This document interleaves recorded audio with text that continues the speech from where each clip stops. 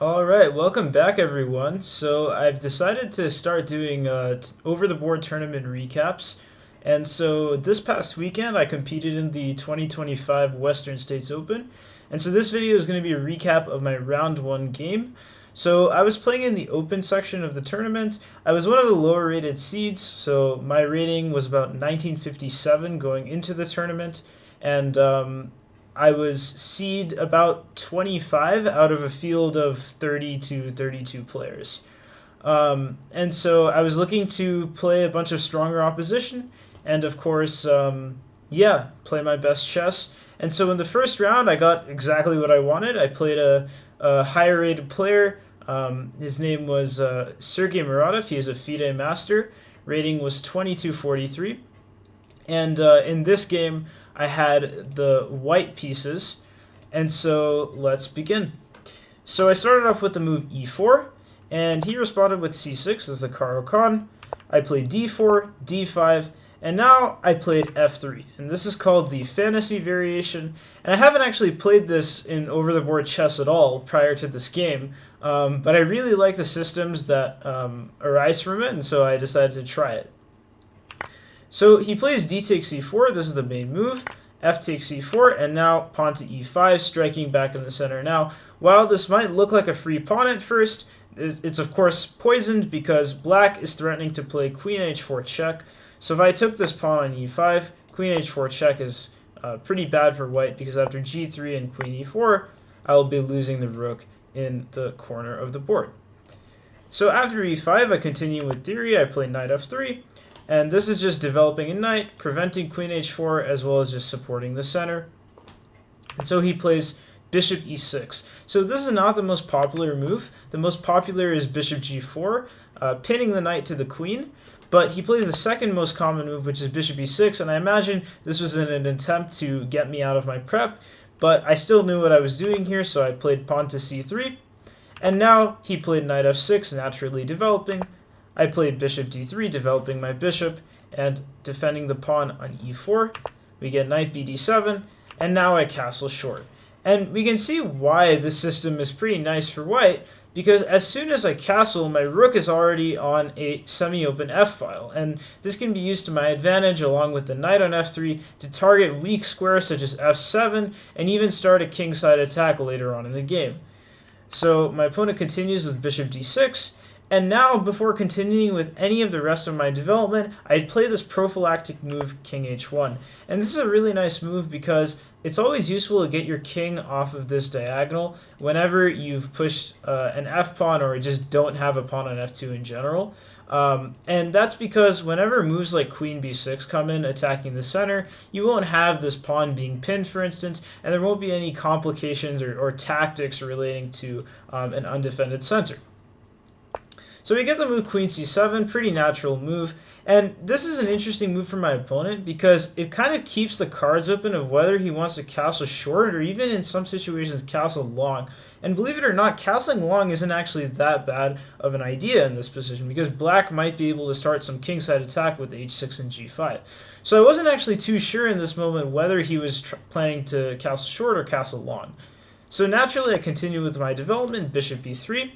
And I'm not really scared of a move like knight g4 here, attacking the bishop, because I can always put the bishop back on g1. And this is another useful idea related to the move king h1, is that whenever you've got a dark squared bishop on e3, you can always safely move back on the g1 square.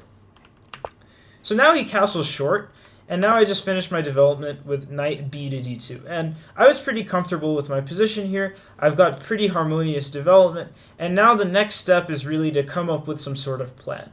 Now, what I knew in this position was that the main idea is to go for a kingside attack. Now, how do we do that, might you ask? And the way to do that is to play queen e1 and queen h4. And this is a very common maneuver that you'll see in a lot of different openings, such as the Grand Prix attack in the Sicilian, or even some variations of the Vienna opening. And this kind of happens whenever you don't have a pawn on f2. And this is just a nice way to get your queen over to the king side whenever the h5 square is either controlled or there's a piece in the way of your queen stopping it from getting to h5. So he continues with rook f e8, and before I enact this plan of queen e1 and queen h4, I first play this prophylactic move bishop g1. And I was actually very happy with this move when I played it, because it kind of gets out of the way of any potential tactics on the e-file, any potential knight g4 is attacking the h2 pawn, and you never know that when the center opens up, there might be, along with this queen and bishop, some knight g4 attack on the h2 square. So I was kind of preemptively defending everything, making sure that I would have nothing hanging, and then continuing with my attack. So my opponent plays b5. This is a pretty logical move.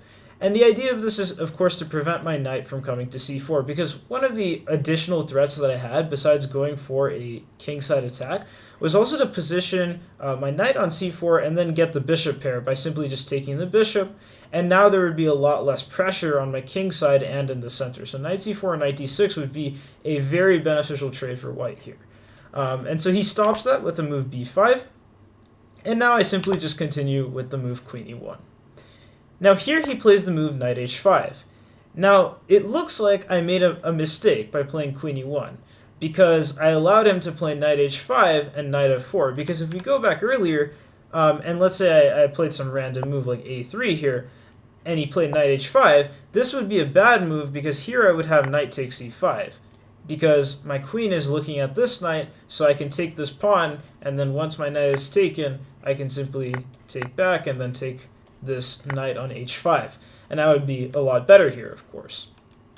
However, after the move queen e1, which is what I played in the game, now my queen doesn't have eyes on the h5 square anymore, so he plays knight h5. And this looks pretty bad for me, because the knight is coming to f4. It could have an attack on my light squared bishop. It also looks at key squares g2 and h3 close to my king, and so this looks like I'm at a positional disadvantage here. But I saw this move before playing the move queen e1, and what I evaluated here was that I actually have a better position. And this is also attested to by the engine, because I played the move knight g5 here. And white is doing very well, because my rook is now open, my knight is looking at the f7 square, hitting the light squared bishop. I'm ready to trade at a moment's notice, and then also play queen h4, and combined with my queen and knight, I have a lot of threats on the h7 square. And so he plays the move knight f4. So what's the big idea after the move knight f4? Well, I was ready to sacrifice the rook. I played rook takes f4. This is a nice exchange sacrifice, and after pawn takes, my idea was to play e5.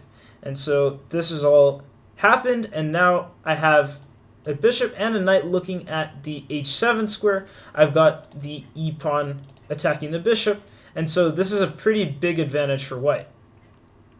So if he plays a move like, let's say, bishop e7, retreating the bishop, white is completely crushing here, because after something like bishop h7 and king f8, I simply just take this bishop with check, and black's king is just too open for him to survive. I can simply just play queen e2, rook f1, and then take this pawn on f4, and that'll be pretty devastating for black.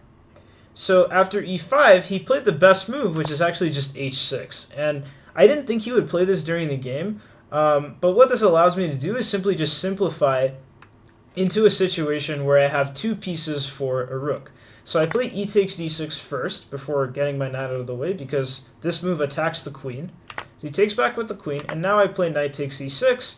I was briefly considering moving back with like either knight e4 or knight f3, but I didn't want this bishop to keep surviving, because it could eventually go to d5, and then there would be threats along this diagonal with my king being on h1. So I just decided to chop it off, rook takes e6, and now I simply just played queen f1.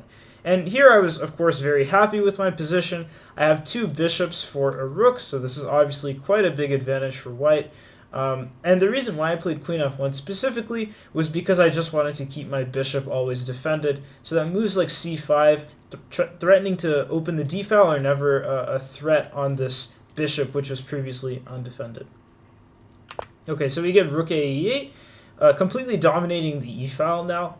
And so what I was thinking here, in terms of converting my advantage, was I need to still activate all of my pieces. Like, I have the material, now that I've gotten two bishops for a rook, but it's not going to be of any use unless I try to open up more lines for my pieces, and that's why in this position I play the move a4. And the idea is simply just to play a takes b5 and give my rook a future on the a file, because I can't really put it on the e file right now because obviously rook takes e1. And if I play knight f3 and rook e1, this is a little bit too slow, and I won't be getting as much play as I want. So I play a4 instead. He plays a6, logical move defending the pawn. And now I just take, he takes with the a pawn, and now at least I've got the open a file for my rook. So what now? Well, I want to eventually play the move rook a6 or rook a7 and try and pressure these weak pieces on the queen side. However, the issue is if I play rook a6 right now, he can play rook e1. And I didn't really want to allow this because this is kind of giving him unnecessary counterplay on the back rank. So before doing any of that, I just played the move knight f3. And this is improving the placement of my knight. Maybe in the future I want to put it on e5. And then now I'm ready to play rook a5, rook a6, or rook a7, whichever one. Because now the e1 square is controlled. So here he kind of gets desperate, and he needs to play something that's aggressive, because otherwise he's not going to be able to get anything, and I'm just going to easily convert my advantage. So he plays the move g5, and the idea is to simply play g4 and kind of dislodge my pieces and create some sort of kingside chaos, because he kind of just wants to complicate the position as much as possible so that it's really difficult for me to convert my advantage. So here I play the move bishop f5, attacking the rook, and now he plays the move rook e7. So I've kind of forced his pieces back a little bit, and this is where I start to take a step in the wrong direction. So the best move according to the computer is to play bishop c2. And I saw this in the game to try and go queen d3 and then set up some pretty devastating threats on the h7 square, because I saw that black's light squares are pretty weak after playing moves like g5. Now, the problem that I had with this during the game was that he can just play, or not rook e3, but he can play the move rook e2. And this stops my queen from getting to the d3 square, it attacks my bishop, and what the computer wants here is actually just me to play bishop d3 and then give up this pawn completely, and it argues that after something like queen c1, I'm still a lot better here, and black's pieces cannot really coordinate enough. And so what kind of happened in the game was that I didn't really see this idea, so instead what I did was I took on d7, and this is a little bit of a mistake because I'm kind of giving up my bishop pair now, but my idea in the game was that I can chop off this knight and then put my own knight on e5. And I thought, because it's really going to be difficult for him to dislodge my knight from e5, I should be at least a bit better here. And the computer still thinks that white is about plus 1.5 here, but earlier when I had the bishop pair, it was more like plus 2.5. So I lost a decent chunk of my advantage after this one trade. And I think during the game I was also seeing some ghosts as well. I thought if I simply just retreat my bishop back to d3, there might be moments where I regret not taking this knight. For instance, if he plays like knight f6 and knight d5, and maybe in the future even knight e3, combined with these rooks, there might be some potential outpost on this square. And I was just fearing the possibility of giving him any counterplay, so I decided to simply just chop off the knight. Which in retrospect was not the right move, but life goes on. So queen d7, now I play knight e5 attacking the queen, and now he plays this critical move queen d5. Now this is the most active square for the queen. Of course, going on the same diagonal as the king, we will see why this is important in just another move. And basically black's main plan here is to play the move f6. And after f6, my knight would be dislodged from e5. I'd have to go back to either f3 or d3, and then he'd be able to play rook e2, and then combined with the queen, there would be a lot of threats on the g2 square. So this is black's long-term idea. Now here I find the only move actually to keep white the advantage, and that is the move queen b1. And the reason for this is you kind of have to prevent f6, but queen b1 does it in a rather creative way, because after f6, you get the move queen g6 check. And if wherever the king moves, you just take on f6, and of course this is totally winning for white. Now, queen d3 also looks like it does the same thing. However, that fails to rook takes e5, simply because the pawn is pinned, and you would be losing the queen if you took. So queen b1. But now, my opponent plays the move f3, and this move looks insane at first, because it looks like he's just giving up a pawn for free, but this is a move that I actually greatly underestimated in the game. I saw this move, I knew it was possible, and I saw that there's potential counterplay with this move, but I didn't really see how good it was until he actually played it. So let's go through a little bit of the variation. So the first thing that I thought at first was, what if I take with the pawn? And then I quickly realized that would actually lose on the spot to rook takes e5. Because after pawn takes e5, queen takes f3 is a checkmate. And that would be a rather tragic way to lose. Additionally, if I play something like knight f3, which is actually the best move according to the computer, there is a move rook e2. And despite the computer thinking that I am better here after something like queen f1, I didn't really like this position because here comes this idea of sacrificing the pawn on b2 again, and I didn't really want to unnecessarily give up material, but the computer finds that after rook takes b2 here, I can now just go back to e5, and now because my queen is on the f-file again, f6 is not going to happen. I'm going to be able to play rook a7, and there's simply just going to be too much pressure on the f7 pawn in the long term. So I didn't really see that during the game. And another thing is, after f3, it also just straight up threatens checkmate. So if I do some random move, let's say like, I don't know, queen c1, f takes g2 would be a mate. And that would be a rather nice mate too, with only the pawn. Okay, so in the game, I decided to play the move queen f1. And now my advantage is completely gone.